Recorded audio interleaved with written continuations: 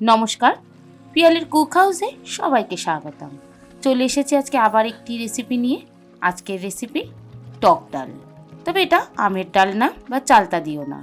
আজকে বানাবো কচি কচি আমড়া দিয়ে তৈরি টকের ডাল। তাহলে চলুন রেসিপিটি স্টার্ট করা যাক।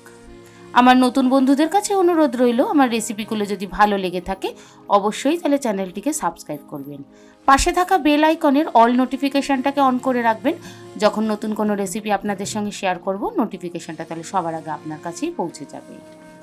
একটা পাত্রের মধ্যে নিয়ে নেব 1 কাপের মতন মুসুরির ডাল। মুসুরির ডাল দিয়ে আজকে আমি টক ডালটা বানাবো। আপনারা চাইলে মটর ডাল দিয়েও বানাতে পারেন। ডালটাকে 2-3 বার ভালো করে কষলে কষলে কিন্তু ধুয়ে নিতে হবে, কারণ ডালের মধ্যে প্রচুর পরিমাণে নোংরা থাকে। তাই 2-3 বার জল পাল্টে পাল্টে ডালটাকে ধুয়ে নিতে হবে। যে পাত্রের মধ্যে আমি ডালটা সিদ্ধ করব সেই পাত্রের মধ্যে আমি ডালটা নিয়ে নেব। গরমকালে দেখবেন টক ডাল খেতে আমরা প্রত্যেকেই ভালোবাসি। কাঁচা আমের দিনে তো আমরা প্রত্যেকেই প্রতিদিন টক ডাল বানিয়ে থাকি, কিন্তু এখন তো কাঁচা আম অতটা পাওয়া যায় না, আর যেগুলো পাওয়াও যায় সেগুলো অতটা টেস্টি হয় না। কিন্তু বাজারে এখন দেখবেন প্রচুর পরিমাণে এরকম ছোট ছোট দেশি আমড়া পাওয়া যায়। এই আমড়াগুলো দেশি আমড়া, আর একটা বড় আমড়া পাওয়া যায়, ওটা হচ্ছে বিলেতি আমড়া। এই দেশি আমড়া দিয়ে টক ডাল খেতে কিন্তু দারুণ লাগে। পাত্রের মধ্যে আমি ধোয়া ডালটা নিয়ে নিয়েছি, আর দিয়ে দেবো 1 কাপ নর্মাল টেম্পারেচারে রাখা জল, অর্থাৎ নর্মাল ঠান্ডা জল দিয়ে ঢাকা দিয়ে প্রথমে গ্যাসের ফ্লেমটা হাই করে 5 মিনিট ডালটাকে সিদ্ধ হতে দেব। 5 মিনিট পর ঢাকনাটা সরিয়ে দেখাচ্ছি। দেখুন ডালের মধ্যে এরকম সাদা সাদা ফেনা উঠে আসবে। এই ফেনাগুলো কিন্তু ফেলে দিতে হবে।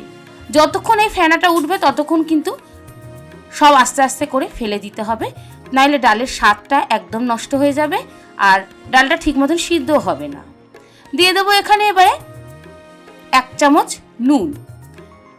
নুন দিয়ে ঢাকা দিয়ে গ্যাসের ফ্লেমটা কম করে 5 থেকে 7 মিনিট রেখে দিলেই কিন্তু মুসুরির ডাল সিদ্ধ হয়ে যায়। হাতে যদি সময় কম থাকে আপনারা ডালটা প্রেসার কুকারেও সিদ্ধ করে নিতে পারেন, তবে বাটিতে সিদ্ধ করলে কিন্তু এর স্বাদটা অনেক বেশি ভালো হয়। দেখুন বাজারে এরকম ছোট ছোট কচি কচি দেশি আমড়া পাওয়া যাচ্ছে। এই আমড়া আমি অল্প পরিমাণেই কিনে নিয়ে এসেছি। এবারে আমড়াগুলোকে আমি প্রথমে খোসাটা ছাড়িয়ে নেব। আমড়ার খোসা খুব পাতলা হয়, মাথাটা আর ডগাটাকে বাদ দিয়ে আমড়ার খোসাটা পাতলা করে ছাড়িয়ে নেব। চালতা দিয়েও টক ডাল খেতে খুবই ভালো লাগে, তবে আমড়া দিয়েও একবার বানিয়ে খেয়ে দেখবেন। গন্ধটা এত সুন্দর আসে, আর খাবার শেষে এরকম একটা টক ডাল যদি থাকে সেই দিনের খাবারটা একদম যেন পূর্ণ হয়ে যায়। টক ডালটা এমন একটা সুস্বাদু ডাল যে প্রত্যেকেই কম বেশি কিন্তু ভালোবাসে। যাই হোক, আমার আমড়ার খোসাগুলো ছাড়ানো হয়ে গেছে।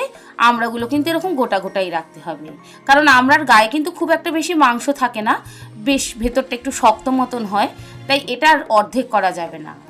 অন্যদিকে দেখুন ডালটা কিন্তু আমার প্রায় 80% সিদ্ধ হয়ে গেছে। আপনারা চাইলে এখানে ডাল ঘুটনি দিয়ে ডালটাকে কাটিয়ে নিতে পারেন।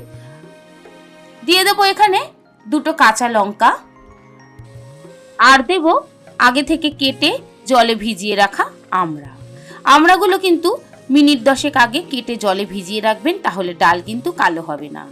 আম দিন চালতা দিন ডালের মধ্যে দিলে কিন্তু টক জিনিসটা একটু ডালটা কালো হয়ে যেতে চায়, তাই কেটে জলে ভিজিয়ে রাখলে তখন ডালে দিলে সেই ডাল আর অতটা কালো হয় না। দিয়ে দেব অল্প পরিমাণে হলুদ। মুসুরির ডালে কিন্তু হলুদটা খুবই অল্প দিতে হয়। দিয়ে সব কিছু খুব ভালো করে মিশিয়ে দিয়ে ঢাকা দিয়ে আরও 5 মিনিট এটাকে সিদ্ধ হতে দেব, যাতে আমড়াটাও ডালের মধ্যে সিদ্ধ হয়ে যায়। দেখুন আমড়াগুলো দেখেই বুঝতে পারছেন সিদ্ধ হয়ে গেছে। এবারে অন্য একটা কড়াইয়ের মধ্যে আমি দিয়ে দেব বেশ খানিকটা সর্ষের তেল, 1 চামচ গোটা সর্ষে, আর 3 থেকে 4টে শুকনো লঙ্কা।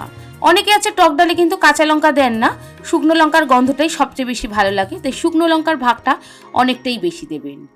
সর্ষে আর শুকনো লঙ্কা যখন তেলের মধ্যে ভাজা হয়ে গিয়ে সুন্দর গন্ধ বেরোতে শুরু করবে, তখন তার মধ্যে দিয়ে দিতে হবে আগে থেকে সিদ্ধ করে রাখা ডালটা।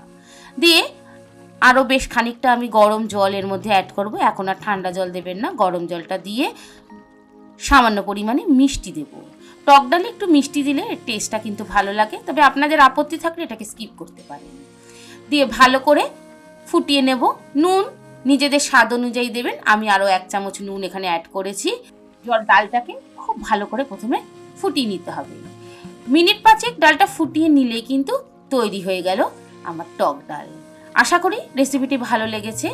আর আমড়া দিয়ে এবার একবার টক ডালটা বানিয়ে খেয়ে দেখুন বন্ধুরা, বেশ খেতে ভালো লাগে। সম্পূর্ণ রেসিপি দেখার জন্য ধন্যবাদ।